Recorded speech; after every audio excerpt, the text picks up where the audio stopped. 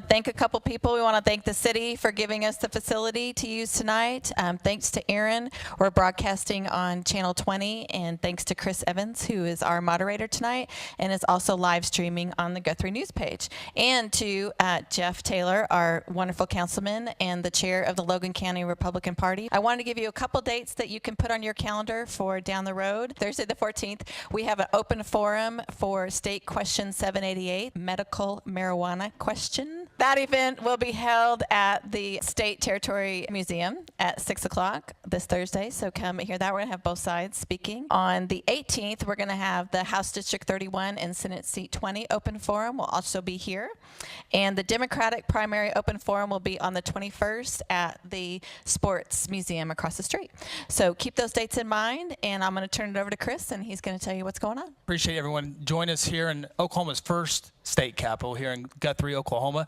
A lot of familiar faces. Good to see you all here again. We got some great candidates. We appreciate all of them making their way here so we can hear them and their ideas as we move forward in the primary election and then all the way to November. First up, we'd like to introduce our state superintendent candidate, Ms. Linda Murphy. We invited Joy Hoffmeister, as she declined her offer to be here tonight, but we do appreciate you being here tonight, Ms. Linda. First, if you would please introduce yourself and what compelled you to seek office and your vision for the office. Okay, I'm Linda Murphy. I'm from Edmond, and my husband Dan is with me tonight back here in the back. He is from Guthrie, born and raised here, and graduated from high school. My son Derek here on the front row. And we're just glad to be here tonight and have this opportunity to share my vision for education. My basic platform, I'm going to make it short and sweet. I think we have about 5 minutes, right? As long as you need, yeah. Okay. Local control is number one. We need local control of education. We've had too much top-down control. Too many experiments have been ran through our schools, our classrooms. Right now, we have nationalized testing that our current state superintendent, Joy Hoffmeister, has put into place. And nationalized testing is controlled by the federal government.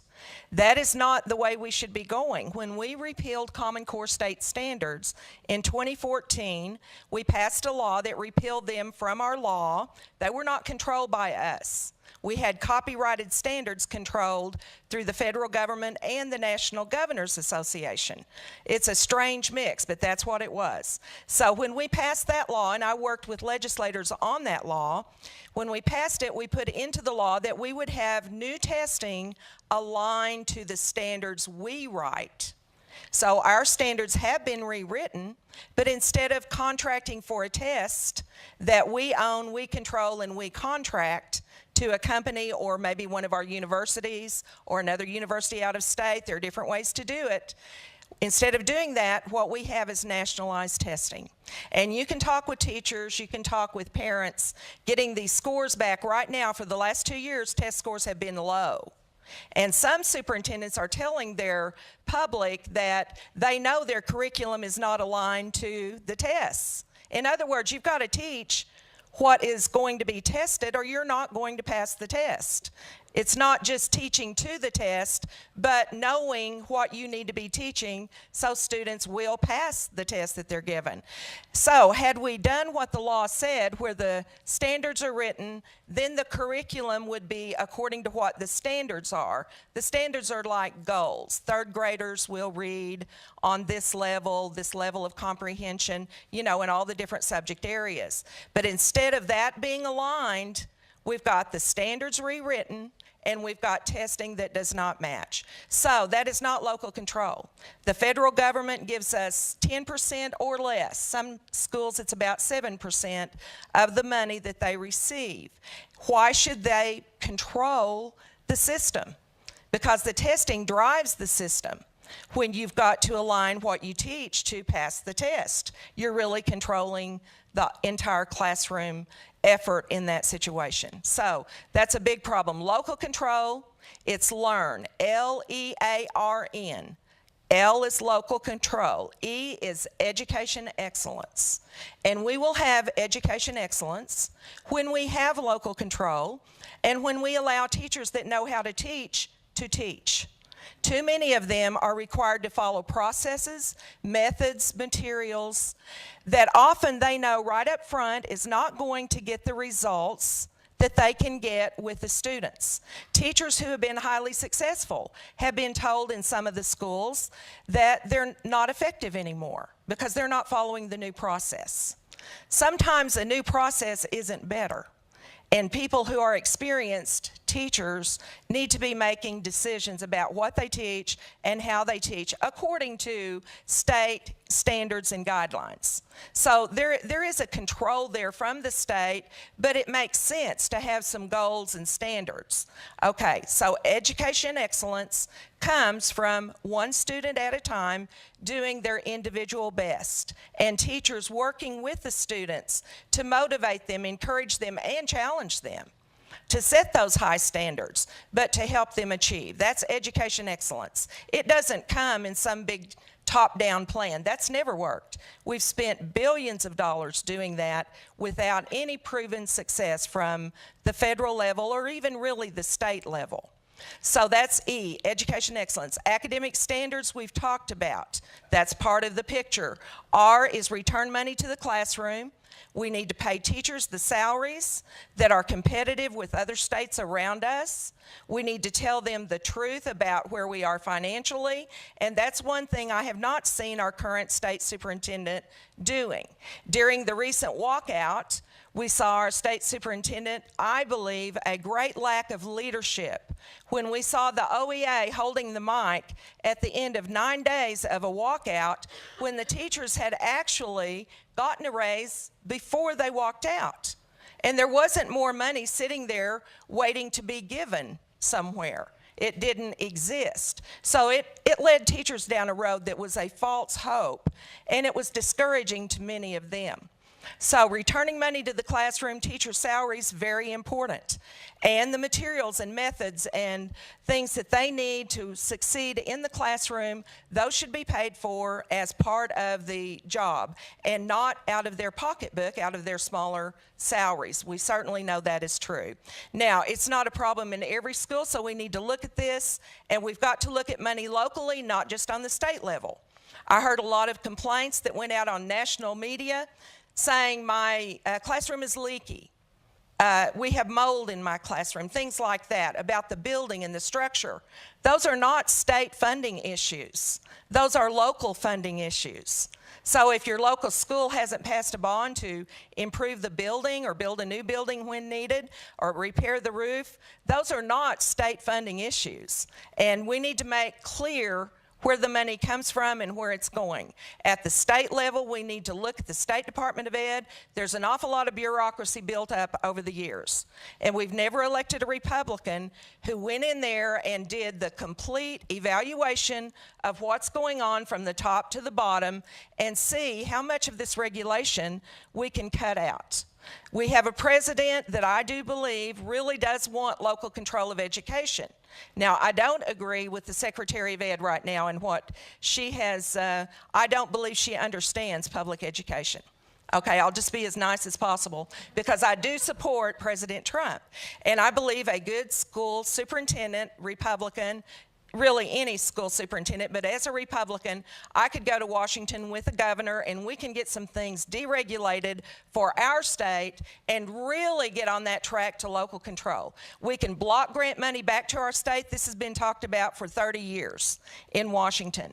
We've got military impact aid that has got to go to the military school or the schools around military bases. So that's federal money. We've got other federal money that goes to Indian tribes for education. So there is some federal money in education that needs to come to our state and some other money, but it can be block granted and get out of that regulation. I've got some superintendents that tell me, if you're elected, I will work with you to do that, because if I can get rid of administrative cost in my school from all the federal reports and entanglements that we have to deal with, he said, I can give up, several of them said, I can give up the federal money if I don't even get it. It will cost me less to operate my school with all the deregulation, because that's where a lot of the administrative cost is. So that's R, and the fifth letter is N. Now is the time. When I saw the lack of leadership at the state capitol and how that costs not just the classroom and the students and the parents who had to know what to do with their children for a couple of weeks. Not only that, but other services that were needing to get in and talk to legislators and have their day in the state capitol. I know our Federation of Republican Women's Club had a meeting that was canceled, but you know, a lot of people across the state paid a price for that situation. I don't blame the teachers. I'm with the teachers, but I do believe that we need to educate people about education and about funding and the politics of education and work together. And if we have people of goodwill to do that, it can happen. You just answered all my questions. I Thank you. did? No. Okay. I do have some, and all these questions Okay. are submitted by citizens, too. Sure. Do you believe Oklahoma school districts spend too much on administration? If so, what is your solution? I think it's in pockets around the state. One that I point to quickly is Tulsa Public Schools. The superintendent there makes $374,000 a year, one person. There's an administrative layer that she's added on top of principals that are to guide the principals because she has a new plan for education in Tulsa. 36% of the students in Tulsa, 4th grade, are on grade level in reading. 36%. That's their own report. Next year, I'm told by teachers in the system who support me that they've been told by their principals that at the end of next school year, they will be fully online, even with elementary, kindergarten, 1st grade, all the way up, online, testing and learning to read and all of these subject areas. A lot of children don't learn to read well online. I'm not saying it's not a good tool, but we need good teachers in the classroom. And so we've got some problems, and the cost of that is tremendous. Technology, but they've passed hundreds of millions of dollars in bonds there. So I think we've got a lot of things that should not be praised as they have been, but should be pointed out as costly and not the best results. That's an experiment too. We don't have any proven results from that kind of a change in a system-wide change. I started into the political arena in 1994. I ran against Sandy Garrett and got 49.5% of the vote statewide. And the issue at that time was outcomes-based education. We got it all over again with Common Core. So that's when I stepped back in and said, I'd rather fight this and expose this and talk about it and get some facts out on the table than to just sit back and watch it happen. So we did get it repealed. I worked with other people around the state. So I have a grassroots campaign now doing the same thing in this race. It's a grassroots individuals because this is about getting someone in that office that represents the people, not beholding to special interest groups. I want to remind you, if anybody in the audience has a question, we do have index cards here. You can write that question down and bring it up to the table. Next question. Are you willing to allow smaller schools to help the cost of education, or maybe somehow remove some small districts because of the cost? Well, I think we've got to be real careful that we don't, so to speak, throw the baby out with the bathwater. We've got a lot of wonderful schools that aren't very big, and we can show in some cases that it doesn't cost more to keep them operating than it does to consolidate and transport the kids to a different district. Now, that's not true everywhere. We've just got to get some real data from the local district as well as the state and look at this and do some comparisons. I know of a situation where I know both of these superintendents and I know their districts, and they both have about the same size, very small schools. One of them makes twice as much as the other. One makes $85,000, the other makes $160,000. So there's some disparity there that I think we can report out in a nice way, and if they know this is going to expose, they're the one that makes 2 or 3 times more than others in similar situations, then we can get that under control. But as far as what one law would we pass, there's not a one-size-fits-all. And I think that's where we've made a mistake as Republicans over and over again, trying to pass a one-size-fits-all law to make it all work. And then you end up doing harm instead of good everywhere. You do some harm. Thank you. Uh-huh. Next question. What is your stance on school vouchers and on charter schools? Well, I've always opposed school vouchers because I don't want to see government money, which school vouchers, if you don't know, it's taking the government public school money and giving it to parents or to private schools, to homeschooling, to different private situations. I don't know why people who support that want to believe there will never be any government regulation with that. Because when you take government money, you will get government regulation. You might not up front, but at some point you're going to. And I want to see public education funded and funded well. I think it ends up costing us in a lot of ways, in ways that are not beneficial to the overall good of education. Our state constitution gives public education as a freedom in our state. It's provided for in the state constitution, free public education.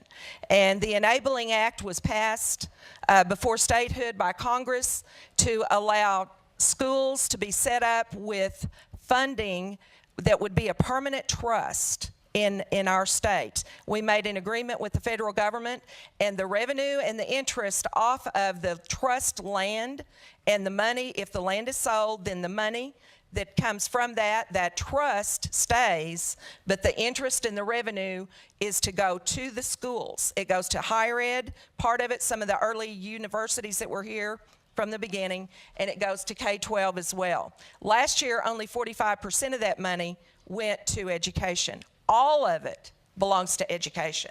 So when we're needing money, we've got to get into that. Thank you. Next question. Are 4-day school weeks good for children and their education? Well, I think overall, no. And I think it gives a bad public image to our state that we're not educating.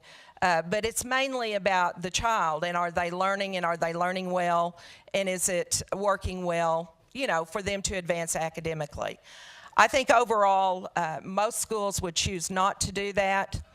I know a couple of superintendents told me they went to 4 days for part of the year, and they get counted in that 4-day group, but they really don't have 4 days all year.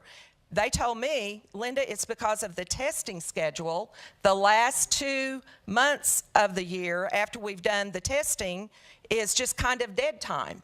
Maybe not 2 months, but a month and a half. And so we go to a 4-day week then. In other words,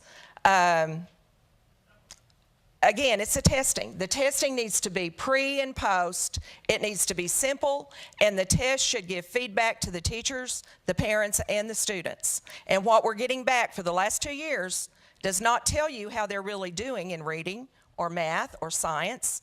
It's a pass or fail. You are proficient or you're not, or you're advanced proficient, or you're below proficient. Well, what does that mean? That's an arbitrary term. Depends on where you draw the line and what you mean by that. So it really doesn't even tell us anything, and we're paying millions of dollars for that. Thank you. I have a question from the audience. If we don't give standardized tests from the federal government, how will we know how our children are performing compared to other states? Okay, the NAEP, the National Assessment of Education Progress, is a test that traditionally for years since the 60s has been used like a spot check. But it wasn't the test that the state gave for all students academically. It was just a spot check, random. And we can do that. And we can also purchase standardized tests that we contract for, like the Iowa Test of Basic Skills. That test is norm referenced, meaning there is a national norm there. It's been given for maybe 40, 50 years. I'm not sure exactly how old, but for a long time. It's academic.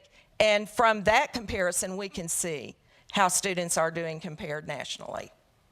Thank you. Next question, your stand on OEA. Well, I believe that the OEA, the AFT, which is a branch of the AFL-CIO union, that teachers can belong to those organizations if they choose. I understand why people do, but I am saying about the OEA that they should not be controlling what happens at the state capitol for days and days and days. Certainly they have a role if people are members and they want to be there to represent their membership. That's not the issue. But I think we all saw this went into an extensive, long period of time with an excessive amount of attention given to that one organization, and they don't even have most of the teachers. There's another organization as well, Professional Oklahoma Educators. So there are 3 that I know of that are teacher organizations. So, you know, the OEA shouldn't run what happens in education, no. Where do you stand on sex ed in elementary, junior high, and high schools? Do you support teaching abstinence? And how do you define the family unit? Well, this is something that we get with local control. If we have local control, then a local community has its own values. It has its own desire for what they want their children to be taught, their curriculum. And if there are controversial things in curriculum that's determined, there should be an opt-out policy where you don't, actually an opt-in is the best for controversial issues. If you have a third grader and there's going to be a sex education program and you've looked at it, this is another thing. It should be evaluated by parents before it's given to the students. There's a way to do this where we can have some sex education at some level. Well, what do you mean by it? That's an often big term that is often misappropriated, I think. So if parents know what's in the curriculum and they opt their child into that, or they don't and the child is not in that program, that makes a huge difference. I've seen some that are very good for health. You know, there are diseases that children can get when they're ignorant as to what's going on, but most parents I know want to teach their own children about this area, and it gets into a spiritual area for people as well. So we don't want a situation, again, local control.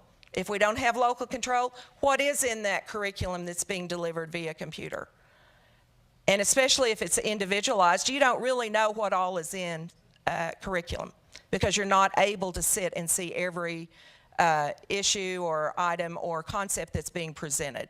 And if it's individualized, you certainly can't do that. The teacher can't.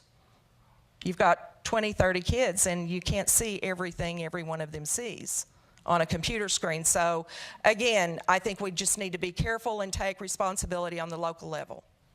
One final question, unless there's another question brought up here. If elected to state superintendent office, what's your first message to the legislature and the governor? Well, I'm here to work with you, and we need to get some solutions to the problems.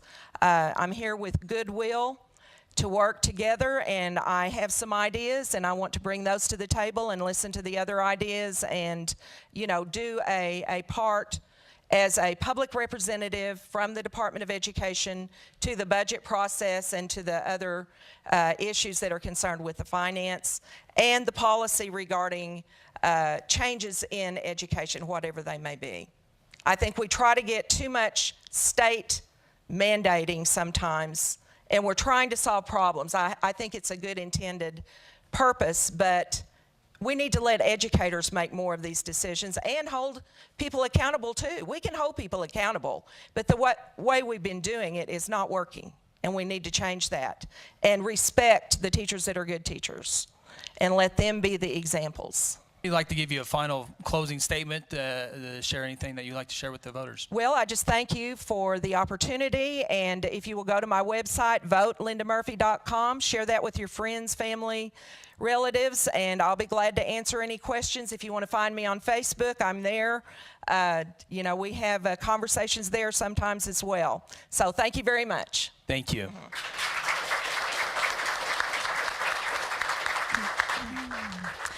Thank you, Ms. Murphy. On September 17th, we're going to have the final open forum.